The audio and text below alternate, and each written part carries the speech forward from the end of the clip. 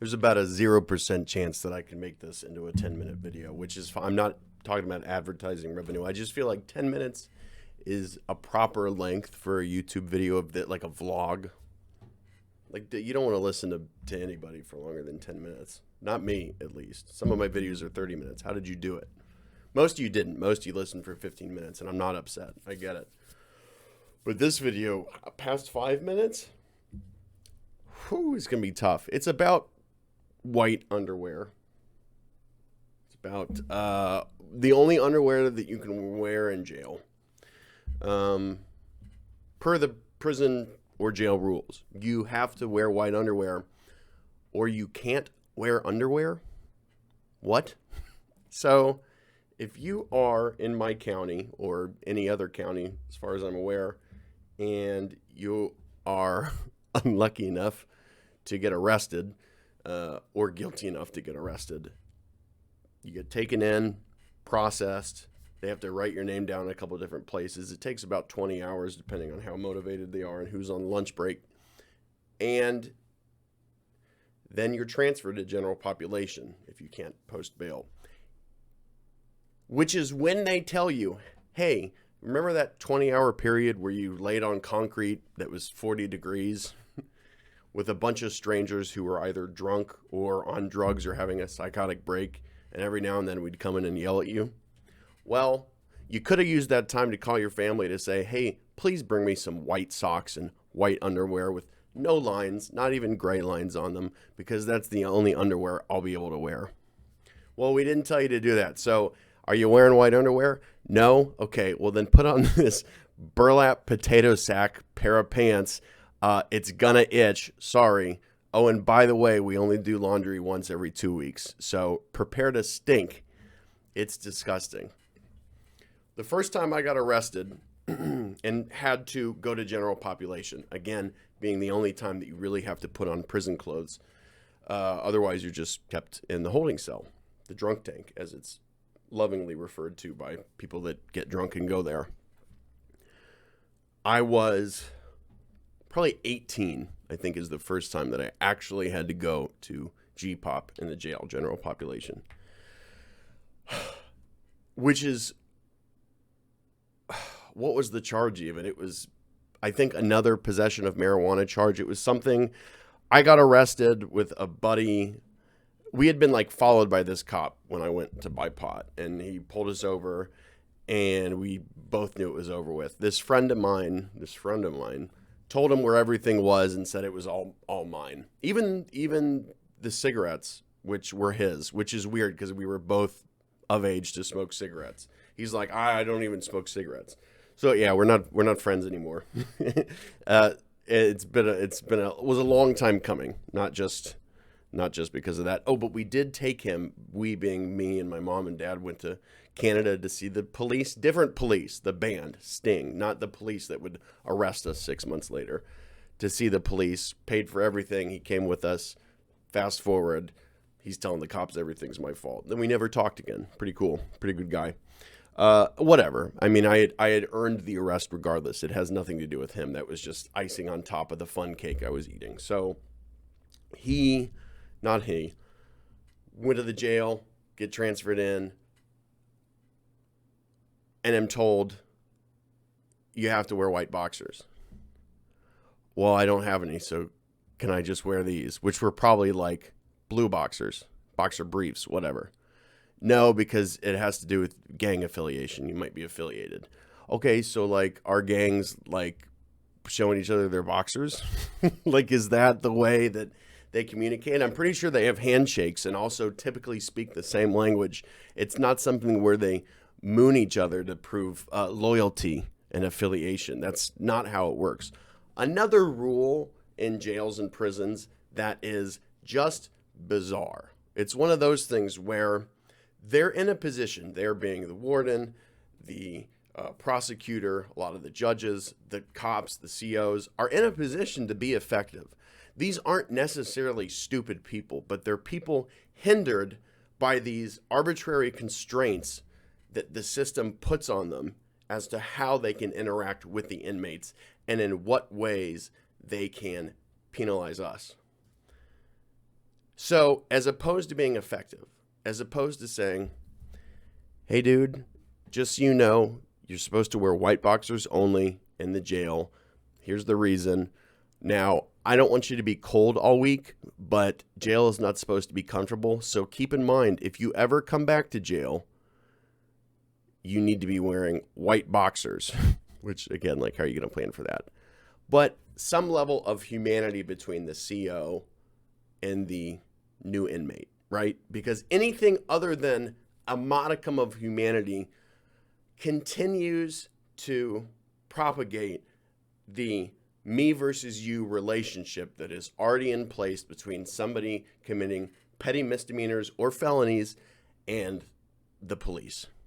And it started with their teachers in second grade or their parents even before that. And now they're adults out on their own, squandering their life, struggling to stay afloat in the ocean that is the earth. And feel the same way about the cops, me versus you. And now you're going to tell me that you're confiscating my boxers, putting me into literally burlap pants. I wasn't kidding.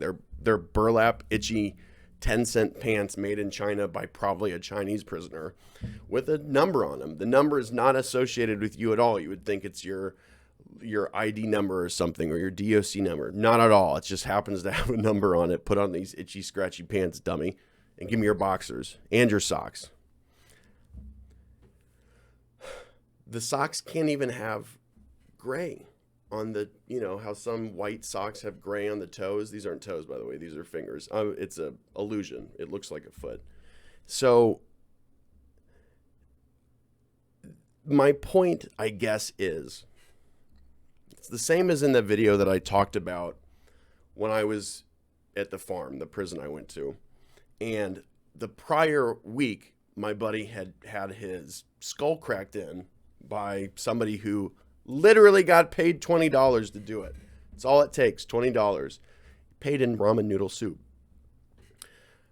No warden to be seen. He's not going to show up and tell us, don't worry, we've got it under control, you're safe. The next week, people keep taking chairs into the bathroom, these plastic chairs. 15-cent chairs, slightly more expensive than the pants you wear in jail, to, sit on while they get haircuts, to put their legs on while they're doing, decline push-ups, to just sit on and talk to people in the bathroom off camera, whatever. Warden then shows up, says, no, don't you bring my chairs into the bathroom. Thanks, Warden. Thanks for your presence here. It's really, your backbone is really rejuvenating and empowering. Thank you. I am truly reformed. Or people doing drugs, people getting tattoos with dirty needles, whatever. They can't do anything about that.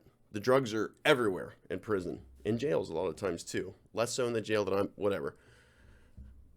But you better take off your hat in the day room. Don't you wear that hat. Don't you? Yes, it's cold, but don't you wear that hat. What is going to happen? The mentality is, if you're wearing your hat in the day room and something goes wrong, we won't be able to identify you if you have your hat on. As though we all have the same body type, the same skin color, as though there aren't cops in the dorm with us looking at us when something goes wrong. Where is this person sneaking off to and hiding in this closed space that you can't find them? There's not escape hatches. That's why it's a prison. We're contained there. So you go to jail and they take your white boxers. Now, if you're like me, you have that one experience where you're put into the jail clothes and you're freezing. Jail is cold. When I was 15 and I went to jail. Now, again, didn't have to go to G-Pop, didn't go through the boxer debacle when I was 15.